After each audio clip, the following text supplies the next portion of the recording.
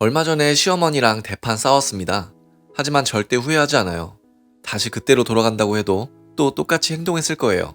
저는 이미 참기에는 너무 많은 고통의 시간을 보냈었거든요. 저는 5살 아들과 3살 딸을 둔 유부녀입니다. 아이들을 보고 있으면 제가 결혼한 지가 엊그제 같은데 벌써 세월이 이렇게 흘렀나 싶어 기분이 오묘하네요. 게다가 그 많은 세월 동안 시어머니의 만행을 참고 견뎠다니 미련스럽기도 하고요. 저희 집은 친정과 시댁 중간에 위치해 있어요. 둘 다 모두 멀지 않은 곳에 있답니다. 그건 장점도 되고 단점도 되는 것 같아요. 물론 친정이 가까운 건 엄청나게 장점입니다. 명절 같은 때도 가까운 거리가 좋은 게 교통체증 같은 걸 겪을 필요가 없잖아요. 많은 분이 고향에 내려간다고 고속도로 위에서 7시간 가까이 고생하시는 걸 보면 정말 대단하다고 생각이 들어요. 다행히도 저희는 시댁과 친정 모두 가깝다 보니 명절이 되면 양가에서 약 이틀 정도 시간을 보내고 온답니다. 그런데 이번에 저희 아주버님이 이혼하시게 됐어요. 자세히 알지는 못하지만 아마 오래전부터 별거였던 모양이에요. 제사도 저번 연도부터 없애게 됐습니다. 저한테 나쁜 일은 아니지요. 그런데 갑자기 어제 시어머니께서 한 통의 전화가 걸려온 거예요. 그것도 야밤에요. 제가 전화를 받으니 대뜸 이번 명절 때부터는 당일에 친정 가지 말고 무조건 시댁에서 자고 가라고 하시는 거예요.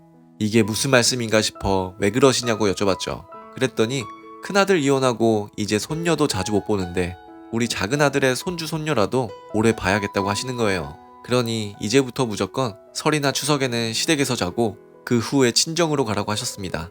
너무 황당한 거예요. 아주버님이 이혼하신 게 제 탓도 아닌데 왜 제가 명절에 친정에 가지 못할 이유가 되느냐고요.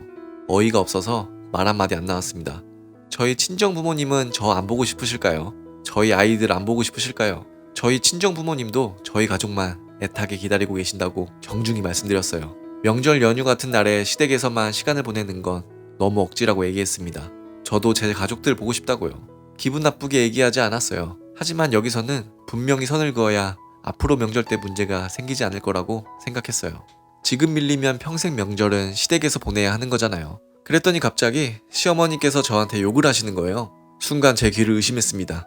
저한테 인연이라고 하시면서 시어머니를 만만하게 본다면서 어디서 배운 버르장머리냐고 하시더라고요. 저를 먼저 존중하지 않았던 건 시어머니시면서 저에게 A를 바라시는 것 자체가 이해가 가질 않더라고요. 야밤에 저한테 앞으로 명절에 친정에 가지 말라고 얘기한다는 게 저를 동등한 인격체로 본다는 얘기가 아니잖아요. 그래서 갑자기 저도 화가 나서 제가 어머님 아들한테 이 새끼 저 새끼 하면 기분 좋으실 것 같냐고 되받아 쳤습니다. 저도 저희 친정에서는 귀하디 귀한 자식인데 말 조심하라고 못을 박았어요. 그랬더니 저희 시어머니 노발대발 하셔서는 우리 아들이 장가를 가도 한참 잘못 갔다며 어쩌다 저런 여우 같은 년한테 걸렸는지 모르겠다면서 한탄을 하시는 거예요. 솔직히 속으로 좀 웃겼습니다. 통쾌하기도 했고요. 어디서 너같이 못 배운 거를 데려와서 분란을 일으킨다면서 계속해서 악다구니를 쏟아내시더군요. 저도 지지 않고 얘기했습니다. 그 말씀을 듣고 있으니 저도 제가 결혼을 해도 한참 잘못한 것 같다고요. 홀어머니 둔 아들은 거절해도 진작에 거절했어야 하는데 단단히 미쳤었나 보다 말씀드렸어요. 그리고 다시는 제 아들 딸 볼 생각하지 마시라고 했죠. 그리고 시어머니께서 저한테 말씀하신 그대로 저희 남편한테 전화하겠다고 얘기했습니다. 그리고 바로 전화를 끊어버렸어요. 시어머니가 고래고래 소리를 치시면서 뭐라고 하셨는지 듣지도 않았습니다. 그리고 바로 번호 차단했습니다. 바로 신랑에게 전화했어요. 전화해서 방금 시어머니와 있었던 일을 사실대로 얘기했죠. 도저히 받아들일 수가 없었고 거기다 갑자기 나한테 쌍욕을 하길래 참을 수 없었다고요. 토시 하나 틀리지 않고 그대로 전달했어요. 가만히 듣던 저희 신랑이 단호하게 얘기하더라고요. 자기 형이 이혼한 거 제 탓도 아니고 자신의 엄마가 심한 말을 한 거 맞고 제 잘못은 아무것도 없다고요. 장인 장모님 얼굴 뵙기 미안하다는 얘기까지 했습니다. 시어머니가 잘못한 일이니 앞으로 평생 시댁에 안 가도 할 말 없고 상관도 없으니 하고 싶은 대로 하래요. 내일부터 당분간 처가댁에 가 있으라며 이번 설에 자기 혼자 시댁에 다녀오겠다네요. 그리고서 바로 시어머니께 전화한 모양이더라고요. 저한테 2년 전년 하면서 욕한 거 사실이냐면서요. 시어머니는 당연히 제가 버르장머리 없이 굴었다느니 말씀하셨겠죠. 하지만 남편은 전화를 끊고 나서도 끝까지 제 편이었습니다.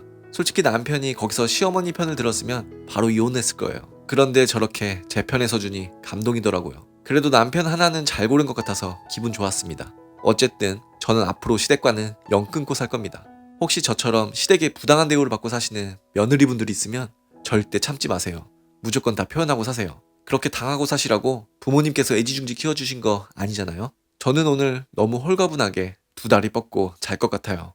긴 글 읽어주셔서 감사합니다.